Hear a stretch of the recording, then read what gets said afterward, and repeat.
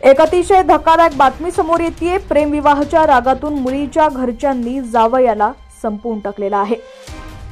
नेमकं प्रकरण काय घडलं पाहूया। त्याआधी तुम्ही HPN मराठी न्यूज चॅनल पहिल्यांदाच पाहत असाल आणि अजूनही चॅनलला सबस्क्राइब केलं नसेल तर नक्की सबस्क्राइब करा, जेणेकरून आमचे अपडेट्स लवकरात लवकर तुमच्यापर्यंत पोहोचतील। जळगावमध्ये सैराट घडल्याचं प्रकरण समोर आलंय।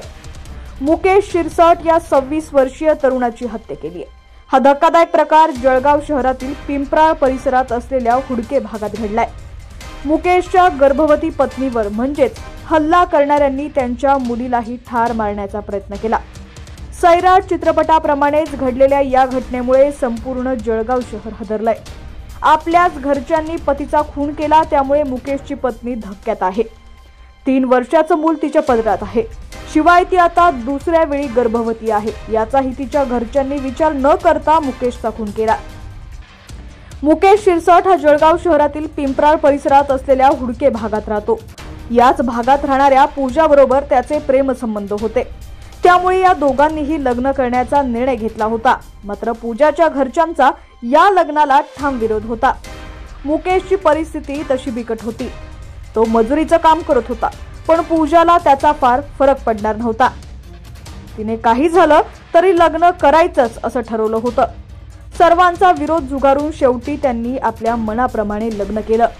दोघांनीही 4 फेब्रुवारी 2022 रोजी जळगाव शहराजवळ असलेल्या उमाळा या गावात एका मंदिरात लग्न केलं। विशेष म्हणजे दोघंही एकाच समाजाचे होते। लग्न केल्यानंतर मुकेश हातमजुरी करून आपला संसार चालवत होता। दोघेही सुखात संसार करत होते। त्या काळात मुकेश आणि पूजाला एक मुलगीही झाली, पण त्यांचा सुखी संसार पूजाच्या घरच्यांना बघवत नव्हता। मुलीनं प्रेमविवाह करणं त्यांना अजूनही पटलं नव्हतं। त्यांच्या खोट्या इज्जतीला त्यामुळे तडा जात होता, अशी त्यांची भावना होती। सर्व काही सुरळीत चालत असल्यासारखं वाटत असलं तरी तसं कधीच नव्हतं। पूजाच्या माहेरचे लोक वारंवार भांडण काढत होते। अनेकदा ही भांडणं पोलिसांपर्यंत देखील पोहोचली होती, पण हा कौटुंबिक वाद असल्यानं पोलिसांनी यामध्ये जास्त लक्ष घातलं नाही। हा घरातला विषय आहे, तुम्ही घरात मिटू शकता असं पोलिसांचं म्हणणं होतं। पण पूजाच्या घरच्यांनी दोघांचाही काटा काढायचं ठरवलं। त्यातूनच मुकेश बरोबर 18 जानेवारीला पूजाच्या कुटुंबियांनी वाद घातला। हा वाद मिटवण्यासाठी काहींनी प्रयत्न केला, पण पूजाच्या घरच्यांचा राग काही कमी होत नव्हता।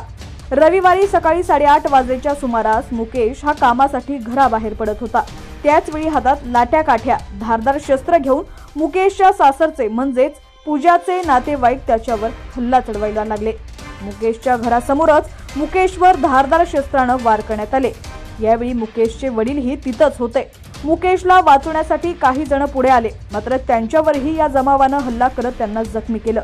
मुकेशवर हल्ला केल्यानंतर मुकेशची पत्नी पूजा हिच्याकडे तिच्या घरच्यांनी मोर्चा वळवला। त्यांनी तिच्यावरही हल्ला केला। ती गर्भवती आहे याचाही त्यांनी विचार केला नाही। पूजावर हल्ला होत असताना सुदैवानं पूजाची नणंद वेळीच तिथं आली। तिने गर्भवती असलेल्या पूजाला वाचवत तिथून दूर नेलं, पण या हल्ल्यात पूजाचा पती मुकेश याचा मृत्यू झाला। पूजाला 3 वर्षाचा मुलगा आहे, तर ती सध्या गर्भवती आहे। या घटनेत 4 ते 5 जण जखमी झालेत। त्यांना जिल्हा सामान्य रुग्णालयात उपचारासाठी दाखल करण्यात आले। या संपूर्ण घटनेनंतर हुडके भागात मोठा पोलीस बंदोबस्त तैनात करण्यात आलाय।